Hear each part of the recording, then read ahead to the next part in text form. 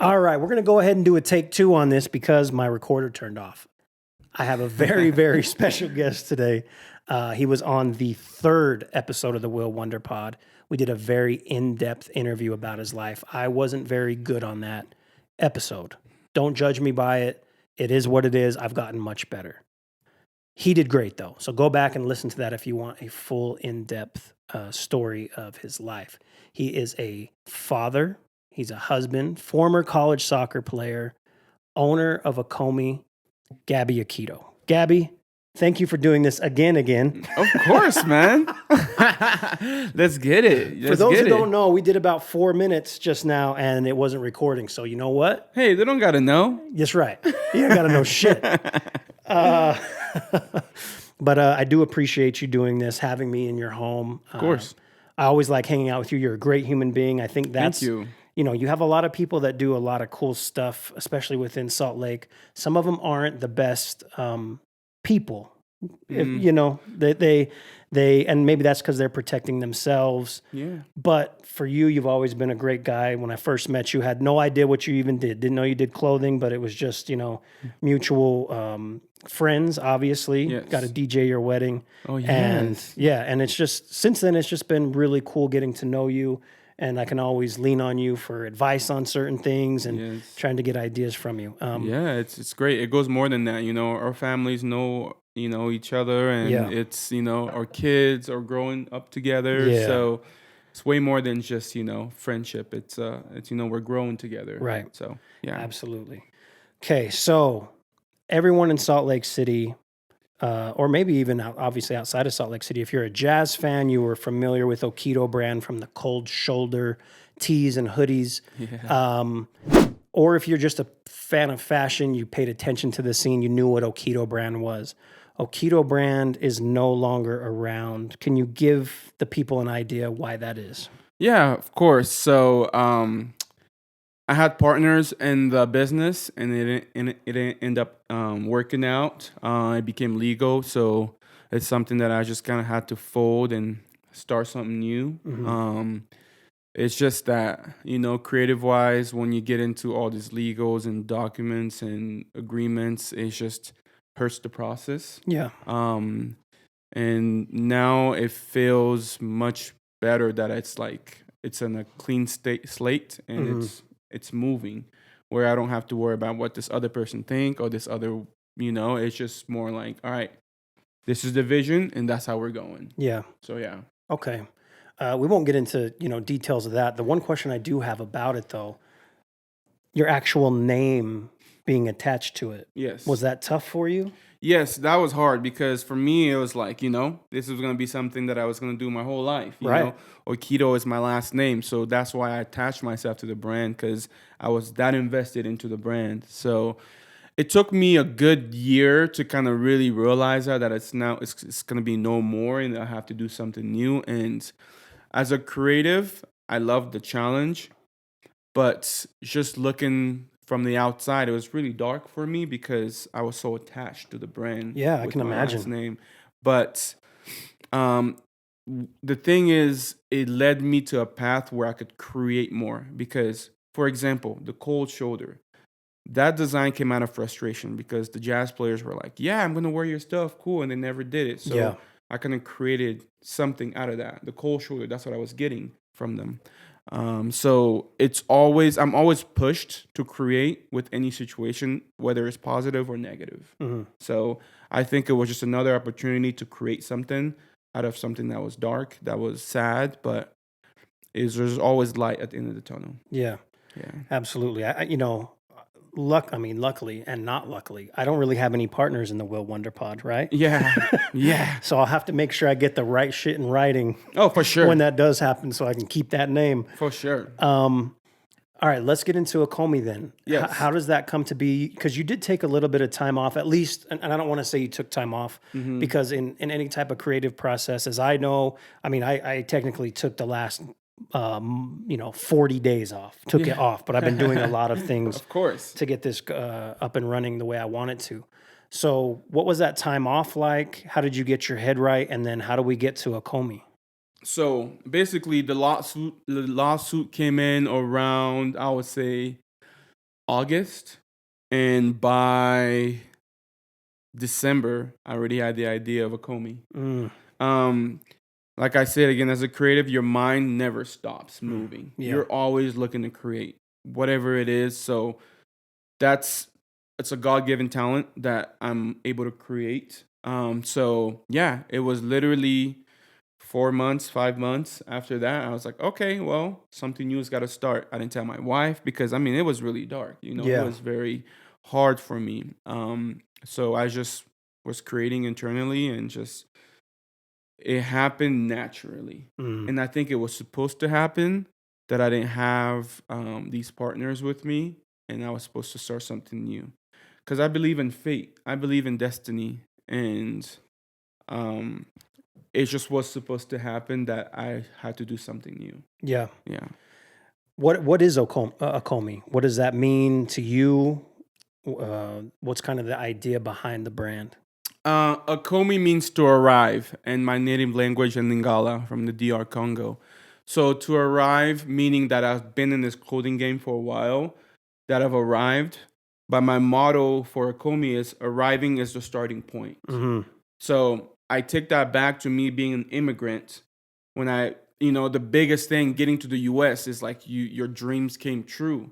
But once you come to the US, that's the starting point to starting whatever you need to do. So like any example, for example, I take this example as a high school student that wants to get into, let's say, University of Utah. The goal was to get to the University of Utah, but once you get there, once you arrive, that's the starting point to your next goal. And that's the ethos of the brand where everything has a starting point, but you never stop growing and making new goals for yourself. So that's basically what I'm about because again, I was in the game for about 10 years, Yeah. So my thing was saying I've arrived. And the same as my story being an immigrant, I've arrived. That's the starting point.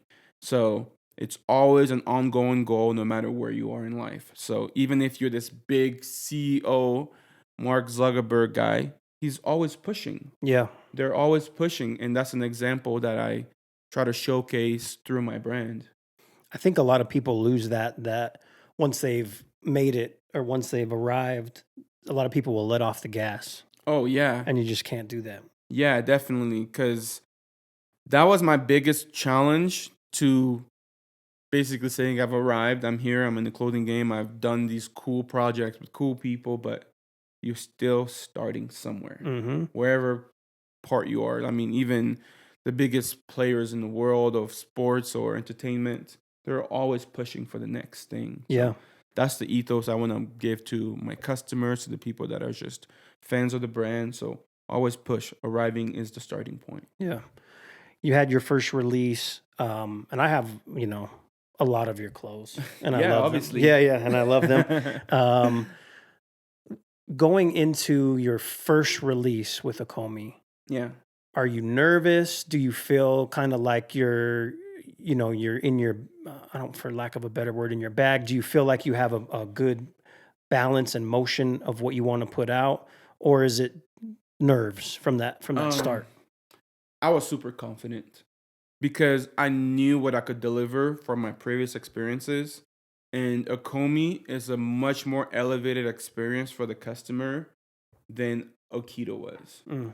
Okito was very product based, but Akomi is very experience based. So it all comes with, the way the stuff is shipped, how it's packaged, how it looks. So it's an elevated brand compared to my last one because I've learned so much, and mostly I put myself in the customer's shoe.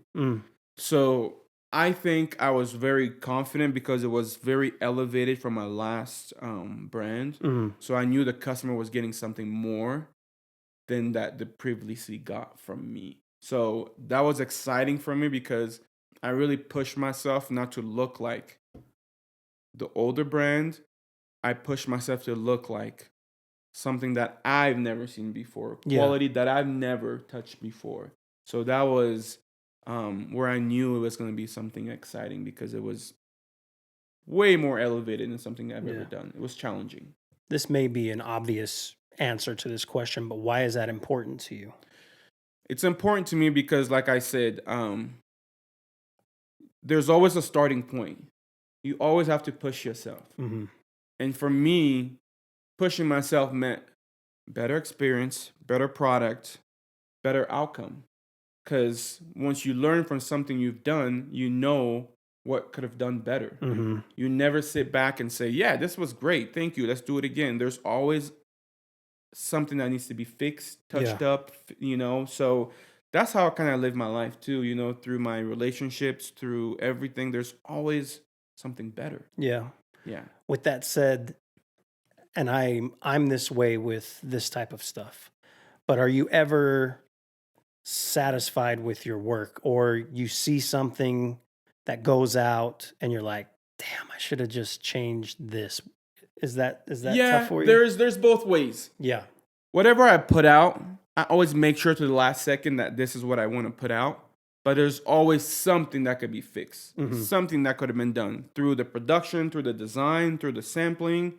But again, this is a tricky part because creatives, we want to be so perfect that you never end up doing anything from trying to perfect something. It's the worst. Yeah, I mean, look at you from the first podcast that we did to you now. Like you come here, like I'm impressed with all the gear you have and everything else.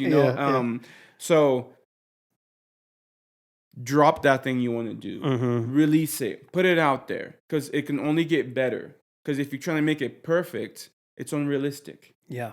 Like anything, it's unrealistic. Nothing will be perfect.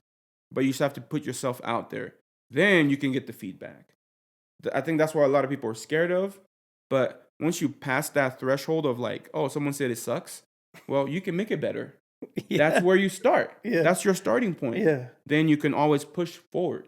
So, yeah, I think perfection is it's evil in the creative world, because then what it does, it makes you hold on and you don't show your work. Yeah, Yeah, that's tough. Who do you have, obviously outside of yourself, who do you have that you will run ideas by, or maybe show them samples of what you're thinking about to get either confirmation or just feedback on your work? Of course, my wife gets it all. She gets like, I'm not sure about this. What should I do about this? But I have friends, that are into the clothing world or just the product world. And I ask and bounce things off them and kind of let them know, what do you think about this? How does this fit? How does this look? But yeah, there's always people you got to bounce your ideas off. Yeah. Don't hold it in, because then you try to make it so good that it becomes bad. Yeah. So yeah, there's always people, and it doesn't have to be the fashionista or, just a regular person. Like, hey, how does this quality look to you? Yeah. What do you think about this? Because at the end of the day, most of my customer base are people that think, oh, it's cool. And it's not the person that's buying clothes every week, because they're already into so many different brands that it's hard for them to come into Akomi. So I try to be very open with that. Yeah.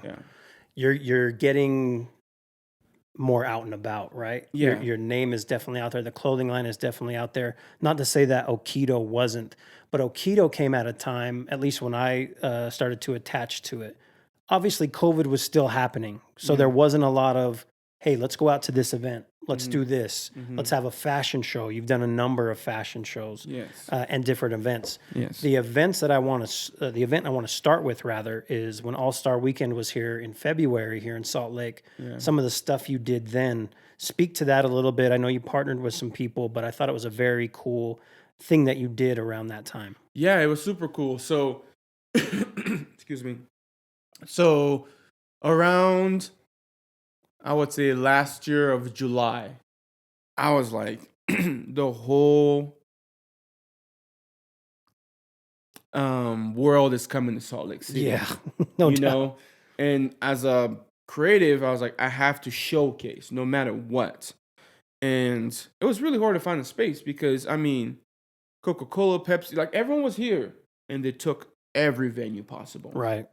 So I had no option. So I started to ask around friends who had businesses, business owners, and luckily I befriended a good friend of mine to this day. Her name is Renya Nelson. She owns a brand called Brand Aid, where they kind of manufacture for brands and make things for brands. She was so nice to me, and she saw my vision right away, and she said, "Yes, you can use my space."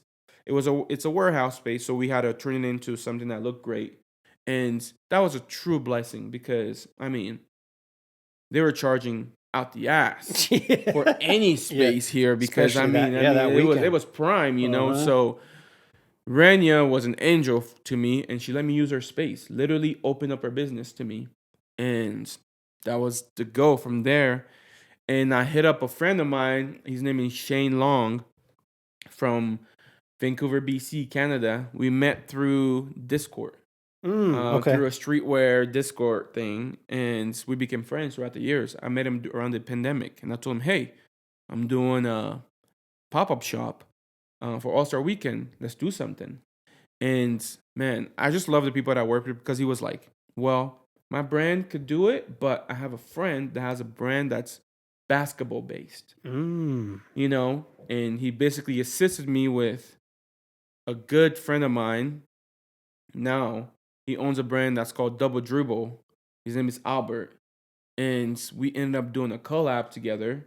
And we told a story about immigration, how it's linked with basketball. Mm-hmm. Because nowadays, I mean, the last MVPs of the Oh league yeah. were immigrants. Yeah. They Yep. literally came here not being Americans. And that story, we told it through how basketball impacted immigrants when they came here as young kids. Albert, for example, that was a way for him to integrate himself into his community. Mm-hmm. I use soccer to integrate into the community with, you know, so it's just basically the goal was to tell a story about immigration, how it's linked with basketball.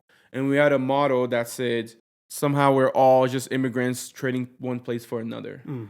And basically, what that meant is anyone can relate to that. Someone that came from California to Utah, someone that came Yeah. from New York to LA. You know, we're trading spaces to make a better life for ourselves.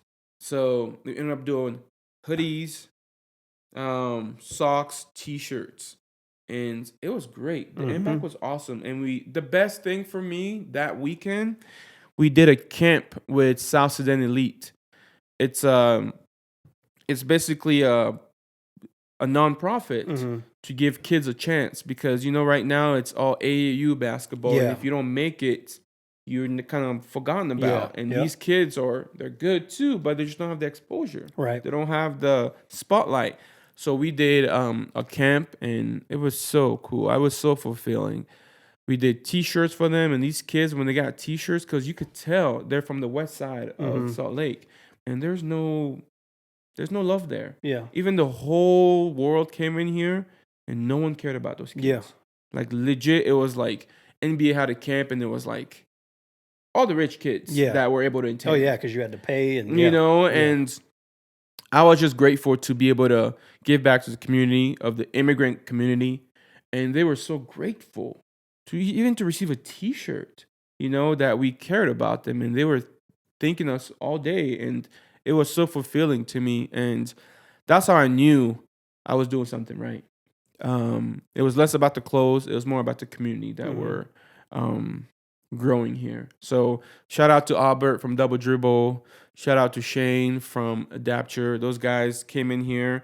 They were so resourceful. They found couches on KSL. I'm talking about like they came in here and just did it. Yeah. Like, you know, they helped I me out love with that. everything. So the pop-up ended up being dope. We showed the All-Star game, the dunk contest. We had sponsors from beer company. Yeah. It was just cool. Bartender. I mean, my whole family helped out. Yeah. It was awesome. I love that. Legit was a good pop-up. You since then, I don't want to overshadow that. Yeah. That especially doing stuff for the community. I think again going back to once people get to a certain point in whatever they're doing, if they're a creative, whatever it may be, they don't necessarily do that enough. So I want to commend you on that. That was very cool. Hopefully you do these things again. For sure. And anything I can do to help out, obviously, For sure. I want to. You've been doing a lot more fashion shows. Yes. And that is something that's always so interesting to me because I'm not, you know me, Gabby. Yeah. I'm not, I buy her stuff, right? But I don't know shit about fashion, okay? And you know that. Once this podcast becomes huge and I become a millionaire, you're gonna get my clothes for me, okay? Let's Can go. we do that? That works. Yeah, because then at that time I need to look good all the time. But fashion shows are such a trip to me because everyone's sitting watching these clothes, your clothing come out, the models come out walking. But it seems like a very cool experience. As someone who would know nothing about fashion, what's the idea behind the fashion show? And maybe go into some of those people that you invite, some of those people that you want there. Why do you want those people there? And then the idea of the fashion show itself. Yeah, so I think it's more of an art installation. It's more of art that's put onto certain people's body. Yeah. To showcase what it looks like. Because fashion shows, I mean, let's be real. The way the models walk, it's unrealistic. No one walks like that around the street. So it's an expose. It's to make the stuff that they're wearing look way elegant than what it really is. And fashion shows is more of to make the creators and the people attending feel special. It is exactly what it is. It's the same thing as being courtside at a basketball game. Because let's be real, the basketball players, they train all year for you to see them perform. It's the same thing. It's just that you're entertained in a really, a really well-established place that looks nice and everyone feels good, everyone dressed well. So it's all that goes in it. On the back end of fashion shows, there's a lot of chaos. There's a lot of chaos. I can imagine. But that's part of it. And in my fashion shows, I always make the models feel like this is not a fashion show. Because then if you put that title behind the fashion show, there's a lot of anxiety that comes with it. Uptight. So it's like, guys, just relax. We're just walking and showcasing. Like, yo, you're just in the street, like, with your best fit on. How you gonna walk? You're downtown. There's people looking at you. How you gonna walk? So I always make them feel more outside of the fashion show and more just like in the street because that's my clothes. Like you wearing the stuff right now, you're not gonna be puckering your lips and have your shoulders high. You know what I mean? I mean, maybe you guys would like to see that, but it's more of just like showcase what the clothes would really look like when you're wearing in the street, and that's what I always tell my models, and it ends up working out really well because they're comfortable, they're less uptight. And the show ends up being really good. So overall, it's just a big expose to make people there feel great. And also see good art. And good finishing on clothes and things like that. So overall, it's to make people feel good. Get them excited about the brand and new drop. Speaking of new, you just recently released your summer collection. What goes into making a collection? Like, because are you planning on dropping like spring, summer, fall, winter every quarter? Yeah, kind of like around the season. Okay, but I'm not confined to dates and like this needs to drop then this that. I mean, I just dropped my summer collection last week. And we've been into summer for about a month. It's been 100 degrees straight for 3 fucking weeks. But tell me about that's a whole other thing. We won't get into that. So I mean, basically, when I drop a collection, I try to make it really resonate. Every piece resonate with each other. So I have a pair of sunglasses that matches with the summer knitwear shirt button up, and I have canvas shorts that matches well with the t-shirt that I made. So they're all cohesive and all complement each other. So a collection is really to make it look like if you were a person that would shop the whole collection, you will have about 20 to 30 looks from that collection. So collections are made so you can see yourself wearing pieces in different ways. So you can have, all right, for summer, this is my collection. Yeah. And it goes into people's personal's wardrobe too. It's like if you already have a piece that I've dropped already, let's say you have a t-shirt that you already got for your summer, so that won't be in your summer collection. So you'll buy something else to match what you have in your closet. So basically how I design is I make sure that I can complement closets. You know, where it's like, oh, all right, well, I have shorts already, but I don't have that button up. Yeah. I don't have these sunglasses. And I make sure the colors that I use can be used all the way across. It's not where you have a bright yellow piece and it's like, oh, I can only wear this once because if I wear it in the next 2 weeks, people are going to be like, yo, you have this piece already, you know? You got to make sure they all match up with each other and blend in really well. So let's say you have a white t-shirt, right? You can wear that week after week after week after week because it's a nice piece. Yeah. And you can always play it around with your closet. Yeah. So collections that's the main thing about collections because you see the customer wearing it in different ways, but it doesn't scream loud. Of course, I have pieces where it's like, yeah, you can only wear this once a month. Sure. You know, but most of it is to make it look like it's for the whole summer. And you can blend it and mix and match it. Yeah. Yeah. I'm not going to lie. The hardest thing for me when it comes to doing this is making sure I have different outfits on. Yeah. Because I'm very like, I have my favorite shit that I wear. Yeah. That's why you've seen this hat in a number of videos. Yeah, of course. So, you know what I mean? But yeah, making sure you have a rotation and being able to change things. Yes. Yeah, it's tough. I've been buying, just random like black tees, or I'll just wear like my Will Wonder Pod shirt or your stuff. That's all I'm wearing on these episodes. I mean, at the end of the day, man, like this whole thing is around just what you're comfortable with. Yeah. You know, because if you're pushing it too hard, where you're like, oh my gosh, this is so tight, but it's this brand that everyone loves, and I'm wearing it for other people, it's never gonna hit. Right. It's never gonna hit. So always, for me, it's like you got to wear something you love. Yeah. You know, for example, today I have my own brand, right? Yeah. But I wore this T-shirt. It's not my brand. Yeah. But it's just how I felt today. It's from my friend Shane. It's Adapture. But that what worked with what my fit looked like. Right. So it's just you have to be comfortable in what you're wearing. Or if you're the brand whore, you're just I mean, let's be real. Is that me right now? No. I mean, you know what I mean. You know what I mean. Yeah. You wear this Yeah. because you like it. Yeah. Yeah. If it was too tight, too loose, you know, some people wear brands because it's what's cool. Right. And it's about what you like, not what other people like. You know, there's some guy that wear Hanes t-shirts all day, every day. Sure. But he's happy. Yeah. It works for him. Yep. And that's what it's all about. Yeah. Just do what makes you happy. Okay. There you go. Wear what makes you happy. Cliche, but yeah, it's true. Yeah.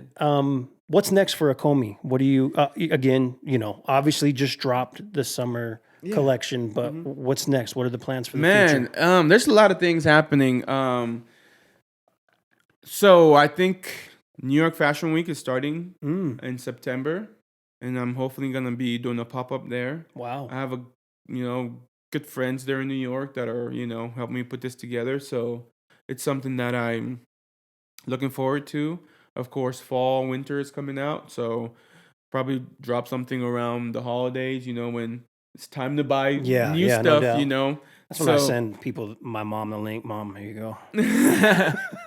Yeah. So, I mean, it's cool. And the thing is with Akomi, so just to let you guys know and you as yourself. So, Akomi, the front end of what you see is the cool, I do really custom pieces, design pieces, and collections. But on the back end, I produce for a lot of companies. a lot of clothing companies that come to me, whether it's just like your regular alarm company down the street Right. or your fashionable company in New York. I produce for a lot of these people because, like I said, I've been in the game for so long. And one of my fortes is I'm really good at producing around the world. Mm. So a lot of my pieces that you see, they're put together in different types of places around the world. For example, I just did loafers right now. Mm. Wow. The leather was purchased in Italy because it's one of the best tanneries that I've seen in my life. And I took it to China to assemble because they're really good at that.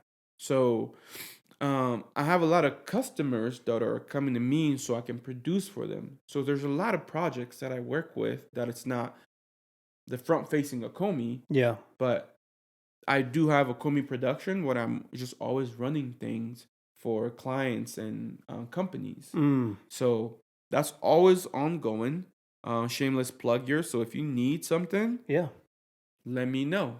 I'd be happy to help or steer you the right direction. So I have that going, and Akomi, the front end of what you see that's me. That's my brain. Yeah. That's what I see as far as where I hate to use the word fashion because fashion is such a short thing. Mm-hmm. Because it changes every year because Yeah. it's kind of ugly. I was going to bring something up about that here in a minute. Yeah, it's not the best looking thing. You Yeah. know, it's very for now. Yeah. But I'm trying to develop styles. Right. You know, for example, as far as what Jerry Lorenzo did with his brand, the oversized was not in before he came in and like, hey, I have fear of God. Mm-hmm. You guys are gonna start wearing this. Yeah. And it was weird. But now it's, yo, Everywhere. I want my oversized hoodie. Where Yeah. is it at? Yo, Zara, come on. You know what I mean? It's normal. Yeah. When I'm saying Zara, that means it's mainstream. Yeah.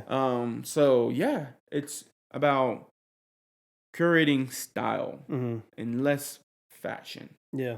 Yeah.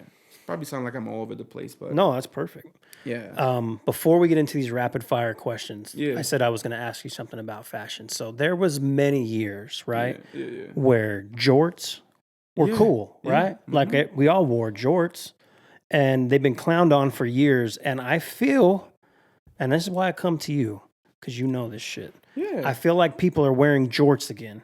Oh, Am I okay to pull out the stuff that's been in that drawer? For sure. Okay. For sure. I mean, you got to think how this works. Can you tell my wife? Yeah. Yo, how? Come on now. Jorts are in. It's got about a month though. Yeah. Then yeah. it's and then they're gone. Yeah. You know? So it's generation with styles. Yeah. So for example, growing up, skinny jeans was like when I got introduced, people were like, yo, what the hell is this? Right. Get this shit out of here. Yeah. Because it was like G Unit, 50 Cent, Yeah, like, yeah. you know, baggy, all the vocal stuff, you know, Yeah. from Nelly. And it's generations. Because this generation now, they've seen skinny jeans. Mm-hmm. They've known is skinny jeans. Right. And as creatives, as people that want to see something new, they go back to stuff they never seen in real life before. Mm-hmm. So of course the 90s are coming back because we've seen the 90s. We don't want it to have it come back. But someone that's 20, someone that's 22, didn't have he's it. like, yo, that's dope. Yeah. I've never seen that before. So that's how style works. Mm-hmm. Every 20 years, it comes around. Mm. Every 20 years, then sometimes there's a shift of we go back to 40 years. Got it. So I will never be the old dude that's like, yo, man, I used to wear this. This sucks. Because you don't determine that. Yeah. It's not our space anymore. I mean, for example, I'm 33 now. Yeah. And I know where I stand. I know I used to wear skinny jeans. Mm-hmm. I used to wear baggy jeans too. Yeah. I mean, I put the tape on my freaking under my eye. You had the Nelly. Because it was cool. All right. You know what I mean? Yeah. But that's whack now if someone does it. Mm-hmm. But at the time, it was like, yo. Yeah. You know? So never judge. I never judge on trends and styles and stuff because it's what's in. It's what's in. Yeah. Don't fight it. Just let it happen. All right, there you go. Yeah. Next time you see me on this program, I'm wearing jorts, okay? I mean, if you don't like it, you don't like it, you know? But for me, it's like, if it's in, it's in. Yeah. Let it go. G-Shock was in at one point, right? They'll come back. You know what else was in for me? was Nike Dunks in like 2010 through 2012, and all my friends made fun of me. Where it was $75. Yeah, they said, "Don't. Why are you wearing?" And now I swear to God, every time I'm on Nike or any app, it's like new Dunks, and you can't even buy them. Yep. You know, what I mean, I want to say I was a bit of a trendsetter before, but this isn't about me. We're here to talk about Gaby. Yeah, I mean, it comes back. Yeah, yeah. It comes back. Like, for example, look at it. Look at the up-tempos with the air on the side. Yeah. That was like, like Scottie Pippen. Like, he wore that. It was cool. Like, it was in the 90s. Yeah. But it came back. Look at the feelers. Yeah. Those big, chunky feelers. It was like, who's going to wear that? Yeah. But it came back. Yeah. And it was sneaker of the year. Yeah. Not because it was a great design. It was just, it's time to come back. Right. And now it's dead. Give it another 40 years or maybe never. Yeah. So I never look back or never look forward to say, oh, this sucks, man. That used to be it. Because then you sound old. Yeah. Or you sound like you're stuck in your ways. Right. And whatever business I'm in, it's all about change. Yeah. I'll give you a good example. I did a boxy for the season. I did a boxy cropped t-shirt. Mm-hmm. And personally, I don't wear that. Yeah. But I know where it's going.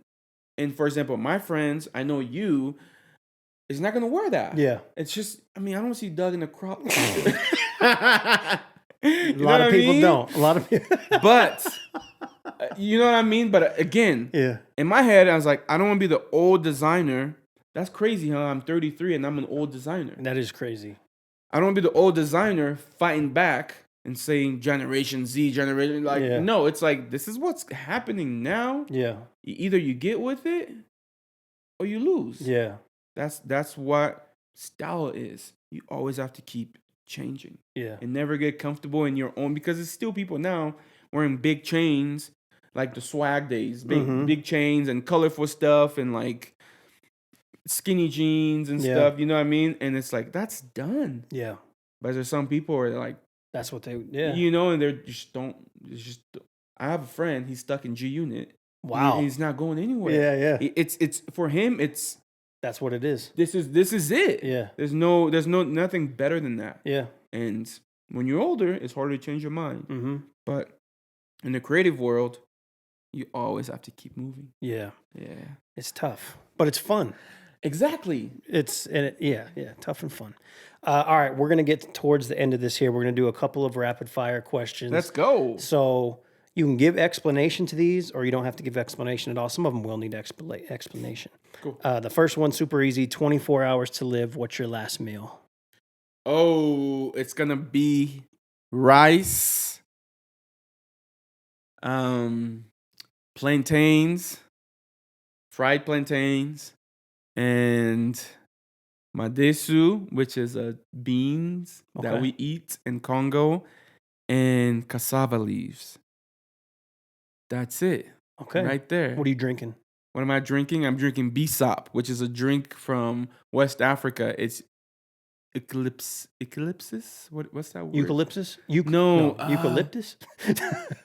Aqua de Jamaica is they call it here. Okay. Yeah, that's my last drink. Okay. Beautiful. Give me a little bit of vodka in there. Yeah, might as well. Before I go. You know what I mean? Yeah. Favorite movie? Favorite movie? Woo! You got me there. How about we say documentaries? Okay. Yeah. I mean, is there a certain one that sticks out to you? Last Dance. Last Dance. Oh, that perfect. Captured me. Yeah. That captured me. That was, yes. Last Dance. And it came at a time where we were all just sitting in our homes. Oh, man. And it was. I rewatched it just probably a month ago. I rewatched the whole thing. Don't blame you. Best part about being a father? Oh, man. Just to watch him grow and become his own and learn new things. Mm-hmm. And just the beauty of life. Mm-hmm. It changes your whole perspective of life. Yeah. So, yeah, all that in one. What was so dope about me going back and listening to the third episode of the podcast that you were on, he was just barely, he was very, very young. Yes. And it was, I said, a new member of the father gang. Yes. And you become quickly acclimated to that gang. Oh man, tell me about it, Yeah. man. Tell me about it. Yeah. And it's all love, man. It's some love that you never knew was existed, and like I say, cliche a little bit, but it really is. It changes your whole world. Yeah, it's From how I move to what I do. It's just everything is about him. Yeah. Yep. I love being a dad, man. And if you're a father, you already know what it is. Yeah. Who are you listening to right now, music wise? A couple artists that you like.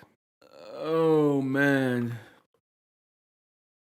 Doesn't even necessarily have to be new, but whatever. Honestly, I'm gonna say it's probably not mainstream in the US right now, but I'm a piano. It's a genre that was created in South Africa, and it's basically house techno African music. Oh, okay. Yeah. So if you don't know, check it out. It's called Ama Piano. So AMA Piano. Okay. And it's lit, man. Like I design with that. I chill with that because there's lo-fi, hi-fi, Yeah. So I'm a piano. Okay. For sure. Okay. Mount Rushmore of clothing designers. So your four, doesn't have to be the best, but your four favorite. Nigo, Ralph Lauren. I got Pharrell in there. Of course, you got Kanye. And is this four? Four, yeah. There's five in there? Four. Yeah. Four? So yeah, Okay. that's about it. Those are the people. Ralph is my GOAT. Ralph put me on to just branding, where it's just all across. You can make everything. Yeah. By the way, I was 11 years old. I came to the US. I wanted a SpongeBob t-shirt.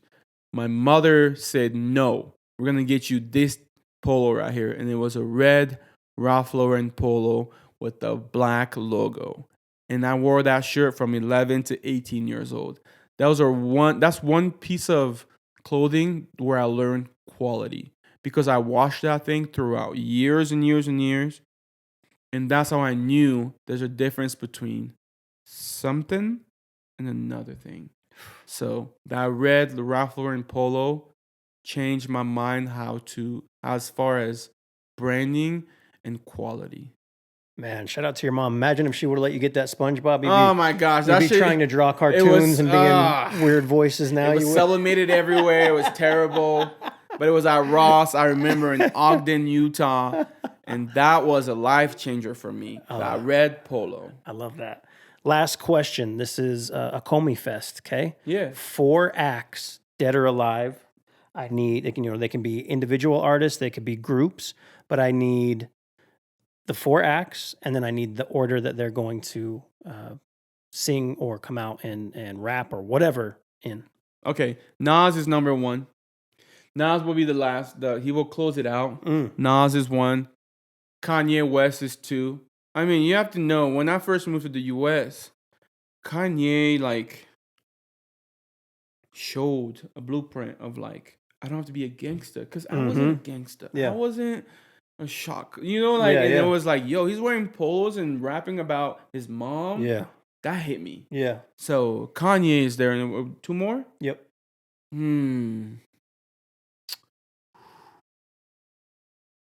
Again, dead or alive. Dead or alive. Tupac.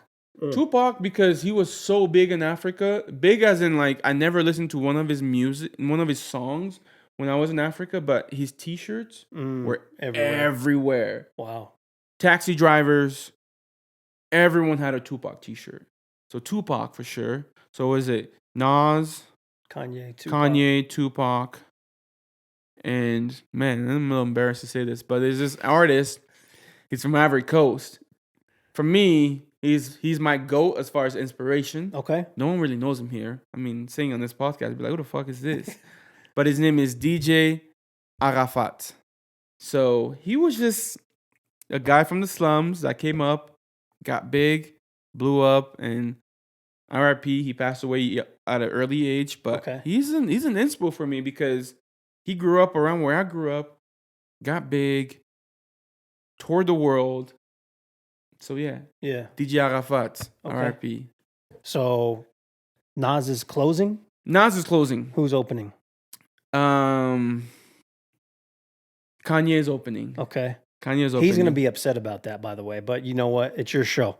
What the fuck, Kanye? You opening my shit? That's weird to say, huh? Yeah. Man, we can all dream, can we? Yeah. So Kanye, Arafat, Okay. Pac, Nas. Pac, That's great. and Nas, and they're gonna do a feat together, all of them, to close it out. Yeah. That'd be great. That'd be great, bro. All right, before we head out, obviously let people know where they can find you from your clothing brand, Yes. as well as if they're looking to do some production, as you had talked about. Oh, for sure. So you can find me on Instagram. It's akomi.us. So it's AKOMI.us. That's where you can find me. You can DM me. You can let me know what's up. And same thing as if you need any production work done, I'm there too. And I kind of want to speak to the creator out there starting, to the creator out there that's in the middle of doing something. Guys, like, keep going. I've been in this game for about 10 years, and it's been a struggle from any part of life: financial, spiritual, physical, mental. But if it's something you're bound to make it happen for yourself, it's going to be true, because that story will be true. It's not going to be a facade. It's going to be real. So I encourage everyone out there that's a creative, Doug, your friends, anyone around you, like, I really want them to believe that they can make it happen. I literally just dropped my documentary last week. And after that, I had a talk, and there was a bunch of creatives there, and it's like, you can make it happen. It took me 10 years to get to this point where I can drop a 10-minute documentary. And that was a dream of mine starting out. So anything is possible as long as you're true to the art. If you want to be cool and famous, that's another thing. But as far as being true to yourself and making something that where you push yourself, that's where the real results come in. And don't expect it to come in a year or two. It might happen, but be dedicated for a lifetime, because that's when you have breakthroughs. There'll be ups and downs, but I really believe if you really trust in your instincts and you start it for the right reasons, the sky's the limit. So I truly believe that. Yeah, no, I do too. Keep doing your thing, my friend. You know, you always have my support. Anything I can do for you, let me know. Thank you for the gift. I'm excited for those. And I got to pick up some clothes while I'm here too, if you have some. If not, I'll just order it online. I got it. Okay. All right. Thank you guys very much. Again, Gaby Okito, owner of Akomi. We will see you next time. Peace. Arriving is a starting point. Let's go.